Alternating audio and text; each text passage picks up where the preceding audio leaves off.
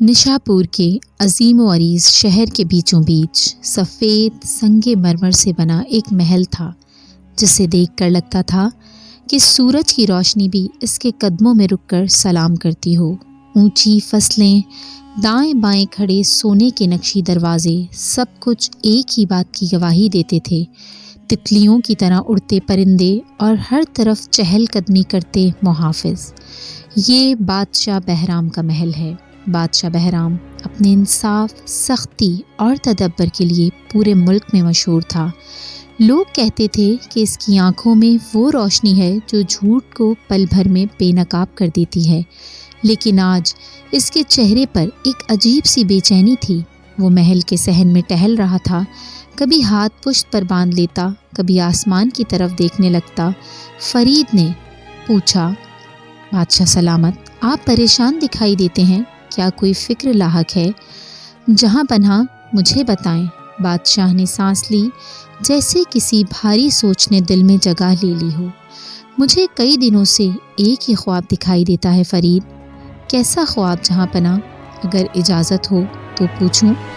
बादशाह ने कहा, मुझे एक अनजान लड़की नज़र आती है जो मुझसे मदद मांगती है। उसकी आंखों में खौफ भी होता है और एक उम्मीद भी, और फिर वो अचानक गायब हो जाती है। फरीद हैरान हुआ और उसने कहा, शायद कोई इशारा हो हुजूर, ख्वाब हमेशा यूं नहीं आते।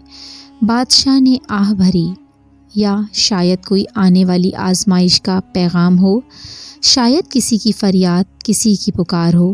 बादशाह ने कहा, हाँ, मैं भी यही सोचता हूँ। इसी लम्हे दरबार का सिपाही दौड़ता हुआ आया और कहा, जहाँ पनाह, शहर के दरवाजे पर एक लड़की बेहोश हालत में मिली है। लगता है कि वो कोई मुसाफिर है, तन्हा है और बहुत कमज़ोर है। बादशाह ठिठक कर खड़ा हो गया। दिल ने गवाही दी कि ये कोई आम वाक़या नहीं है। एक नर्म बिस्तर पर एक नाजुक सी लड़की लेटी थी। चेहरे पर गर्द, पैरों में छाले, आँखों के नीचे स्याही छा गई थी, जैसे कई दिनों का सफ़र बर्दाश्त करके यहाँ तक पहुँची हो। उसके हाथ में बंधी हुई एक छोटी सी थैली थी, जिसमें शायद इसकी सारी दुनिया सिमटी हुई थी। कुछ देर बाद वो आहिस्ता आहिस्ता आंखें खोलती है। सामने बादशाह बहराम खड़ा है, लेकिन आम लिबास में, ताकि उसे डर ना लगे। बादशाह ने कहा, तुम ठीक हो? घबराना मत, तुम महफूज हो। लड़की उठने की कोशिश करती है, लेकिन दर्द के मारे करहा उठती है। मैं कहाँ हूँ? बादशाह, महल गाँव में हो। सिपाहियों ने तुम्हें शहर के दरवाजे पर पाया था। तुम तन्हा सफ़र क्यों कर रही थीं? लड़की की आंखों में खौफ तैर गया, जैसे कोई भारी राज दिल में छुपा रखा हो। लड़की ने कहा, मेरे पीछे लोग लगे हुए हैं, मुझे मार देना चाहते हैं। मैं सब कुछ खो चुकी हूँ। शायद आप मेरा यकीन ना करें। बादशाह ने फरीद की तरफ नज़र दौड़ाई। मामला संजीदा था। बादशाह ने कहा, मैं यकीन करता हूँ, मगर तुम कौन हो? नाम, घर? लड़की ने चंद लम्हे खामोश रहकर कहा, मैं एक दूर दराज गाँव की रहने वाली हूँ। मेरा नाम सहर है। मेरे वालिद एक गरीब मिट्टी के कारीगर थे। उनकी अचानक मौत के बाद हमारा सब कुछ छिन गया। जैसे आप सुनना चाहें तो सुनाऊं, लेकिन असल कहानी कुछ और है। हाँ सहर, हर कहानी सुने जाने के काबिल होती है।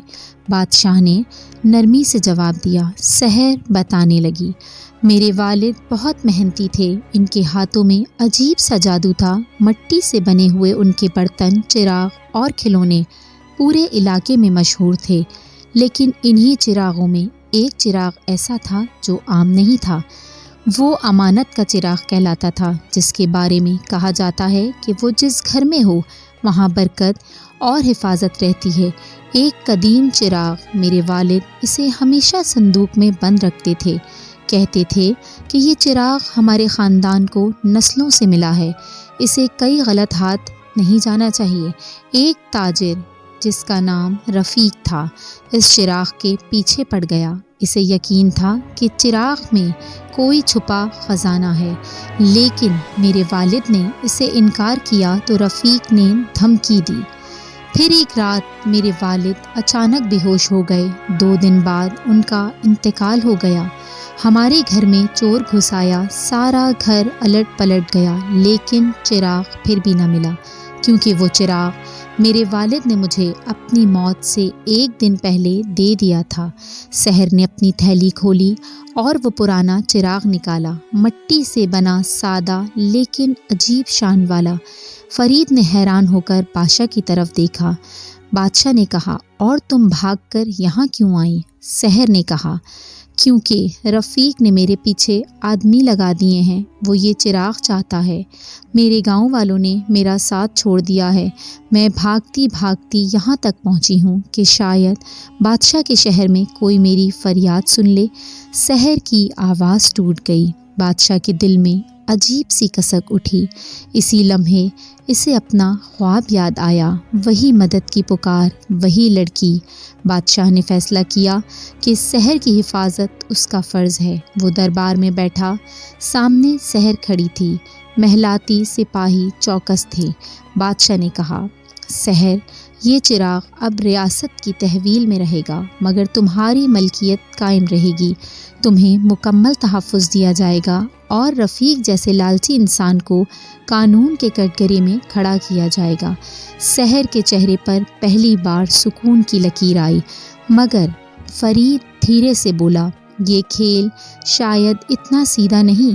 میں نے خبریں منگوائی ہیں، رفیق کو شہر میں داخل ہوتے دیکھا گیا ہے۔ وہ اس کے ساتھ 2 مسلح آدمی بھی ہیں جہاں پناہ، وہ تنہا نہیں ہے۔ بادشاہ کے چہرے پر سختی آ گئی۔ رات کے سناٹے میں وہ 3 سپاہی شہر کے کچے راستوں سے محل کے قریب پہنچے۔ رفیق کے چہرے پر خیانت اور لالچ صاف جھلک رہا تھا۔ رفیق، سحر یہاں ہے، چراغ اس کے پاس ہے، اور بادشاہ وہ بھی نہیں روک سکے گا۔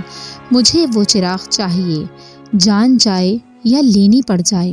اس کے آدمی سر ہلاتے ہیں۔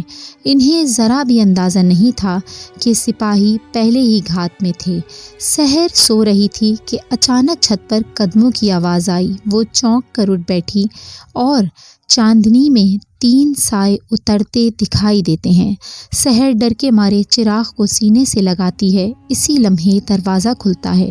بادشاہ بہرام اور سپاہی پورے ہتھیاروں کے ساتھ اندر داخل ہوتے ہیں۔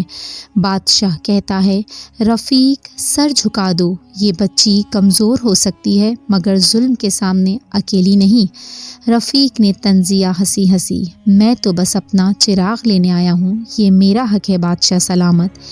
سحر نے روتے ہوئے کہا، جھوٹ مت بولو، یہ چراغ میرے والد نے مجھے دیا تھا۔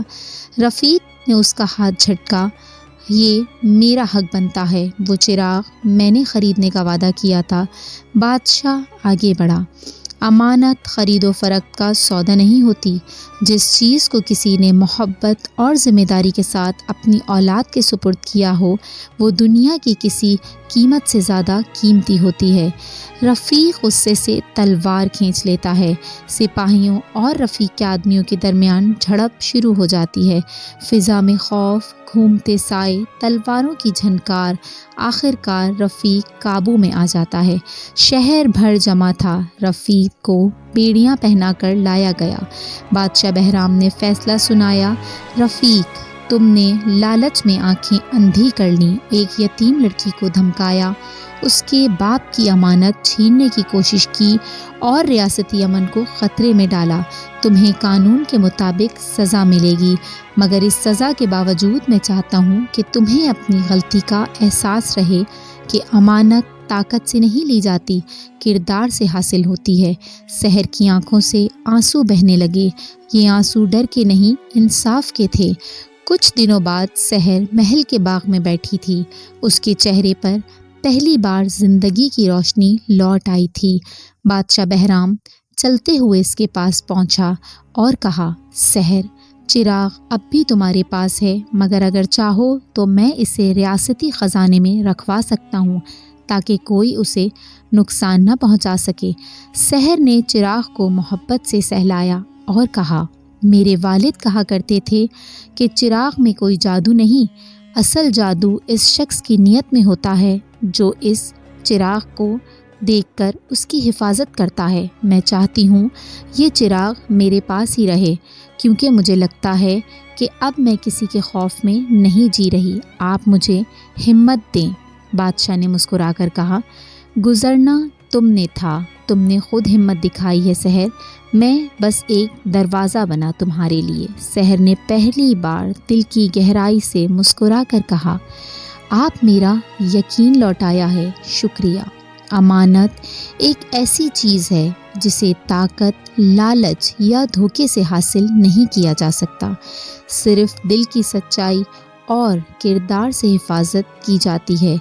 ज़िंदगी में कभी भी सब रास्ते बंद हो जाते हैं, मगर उम्मीद एक चिराग से पूरी दुनिया रोशन कर सकती है।